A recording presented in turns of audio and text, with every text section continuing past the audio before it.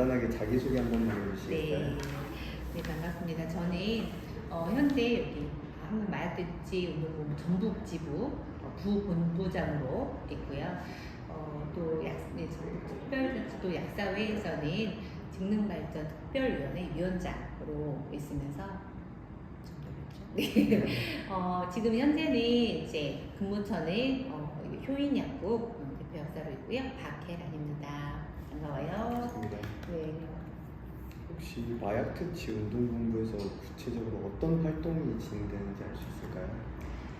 지금 마약특치운동본부는 말 그대로 이제 마약 중독을 예방하는 사업이 주 업무고요. 근데 예전에는 예방을 주로 했다면 지금은 예방과 함께 특히 올 들어서 이제 재활, 그러니까 이제 예방도 중요한데 이제 걸려있던 사람, 그러니까 중독에 빠져든 사람은 회복하기 위한 재활이 필요하거든요. 그래서 요즘은 재활에 초점을 좀 많이 두고 있고 그 재활을 위해서 재활 이제 그 담당 직원들도 이렇게 아까 사무도 좀 직원 여러 명 있었잖아요.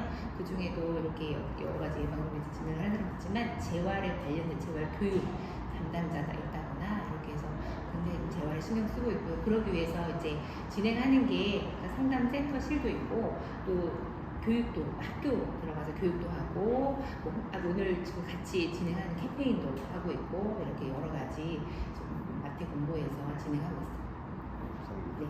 현재 사회에서 마약 문제가 심각하다고 생각하셨습니다. 네, 가면 갈수록 마약에 중독된 사람들의 이제 퍼센티지 아주 급격하게 지금 증가하고 있는 상태인데 더 안타깝고 좀 심각한 이유는 예전엔 마약 사업범이 돈이 있어야 되잖아요. 마약을 살려면 지금 불법 거래를 하려면은 이렇게 불법 거래는 이제 가격이 정상적이지 않으니까 어느 정도 돈이 있어야 되어서 대부분 경제적인 게 있는 뭐 40, 50대, 60대 이런 사람들이 마약을 하게 됐다면 요즘은 너무너무 안타까운 건 10대부터 이게 마약에 대해서 이제 중독이 되어가고 있다라는 거 너무 안타깝고 무서운 거죠.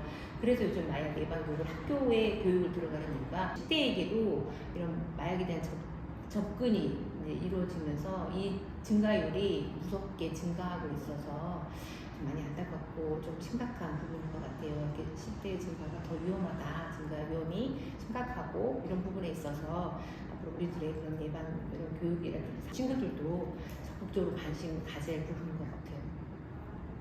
네. 처방약 오남용도 마약 중독의 출발점이 될 수 있을까요? 네, 약사로서 현장에 있는 약사로서 정말 이렇게 예전에 비해서 저도 지금 약국 한 지간까지는 의약분업 전에는 이런 향정이나 이런 부분들이 굉장히 극소수였는데 의약분업 되면서 향정이 밖으로 나오기도 하고 그래서 어느 정도 사용이 있구나라고 알게 됐지만 지금에서는 더 이 향정 이게 그 마약류의 일종인 항정신의약품뿐만 아니라 이런 통증 관리에 쓰는 마약 처방까지도 엄청나게 많이 늘었고요. 그리고 쉽게 또 처방을 받을 수 있다라는 거. 또 이제 거기에 이제 통증 관리로 인한 이런 마약 처방 말고도 이런 연예인들 뭐 이런 것도 많이 얘기하잖아요. 그 외모 따라하기 위해서 다이어트 또 이제 공부에 지름길이라고 요즘 또 집중력 하는 강남에서 공부 잘하는 약 이런 것들이 다 이제 좀 위험성 있는 처방의약품으로 나간 원래 질병 치료 다이어트는 너무 비만해서 이제 질병으로 되는 사망으로 질병의 위험성이 있어서 다이어트를 해야 되는 사람을 위해서 개발된 약이 이렇게 좀 불법적으로 좀 잘못되게 미용으로 사용되는 사례도 있고요. 또 이제 그 ADHD 해가지고 이렇게 그 정말 집중력 저하로 인해서 이제 학습 저하나 이런 어떤 질병 있는 아이들을 또는 사람들을 치료하기 위해서 사용되는 약이 공부 잘하는 약으로 결합되어서 이제 오남용 되는 거 이런 거 좀 안타까운 거는 처방을 내가 받고 괜찮다고 이걸 마약을 띄워서 친구한테 주는 이런 사례도 좀 봐서 굉장히 좀 이게 처방의약품에 대한 관리가 중요하고 이게 또 마약 어떤 중독에 또 길이 될 수도 있겠구나라는 이 현장에 있는 약사로서 좀 생각이 들긴 하더라고요. 말씀해주신 공부 잘하는 약이나 아니면 네. 다이어트 약에서 네. 혹시 마약의 증상인 금단 증상, 환각 내성 이런 증상이 보이나요?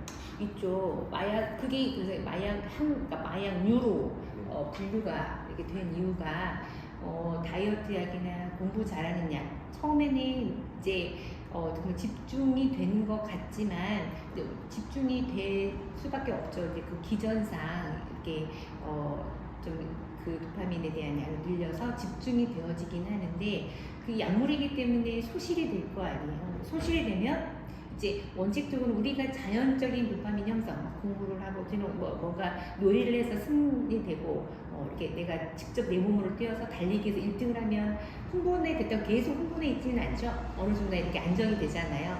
근데 그 도파민을 그 약물을 보고 있던 사람들은 그게 이게 도파민 양이 줄어들면 이제 그 상황을 못 견디는 거죠. 바로 그만큼 다시 채워야 되는 거예요. 그래서 다시 또 하나 더 먹게 되는 거죠. 나의 어떤 처음에는 잠깐 집중을 하기 위해서는 집중력과 상관없이 내 몸의 변화 때문에 의존성이 생기고 또 내성이 생겨서 또 먹게 되는 그런 상황이 되는 거죠. 그게 바로 이제 이 의약품을 통해서 의존성이 생기고 내성이 생기면서 더 큰 마약을 찾게 되는 이만큼의 이제 시간이 5였는데 다음에 한 6일 더 이제 5로는 만족이 안 되는 거죠. 의약품으로 5를 유지했는데 그러면 조금 더 강한 의약품일 수도 있고 더 강한 마약류가 될 수도 있어서 이게 시작일 수도 있는 그런 증상과 함께 또 원인이 될 수도 있어요. 그만큼 처방 의약품도 안전하게 적정하게 전문가의 도움을 받고 상담을 받고 사용하는 게 맞습니다. 마약 중독자들에게 나타나는 신체적, 정신적인 특징이 있을까요?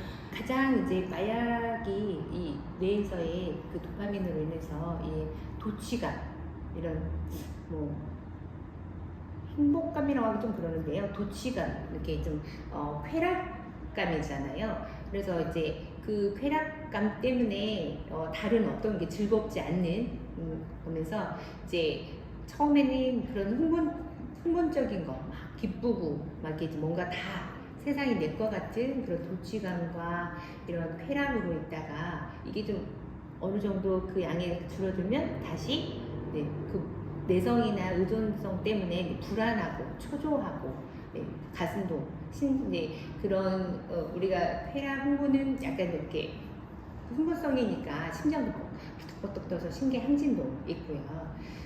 이게 뭐 동공도 확대될 수도 있고 너무 이게 그 흥분되어 있는 상태다 보니까 그래서 이런 신체적으로 집중력이 되는 것 같다가도 나중에 이제 저하, 인지력, 판단력 이런 것도 떨어지기도 하고 나는 움직이고 싶은데 움직이지 못하고 이렇게 거의 좀비처럼 움직이는 그런 신체적인 변화까지도 올 수 있는 게 마약의 중독의 피해라고 볼 수 있습니다.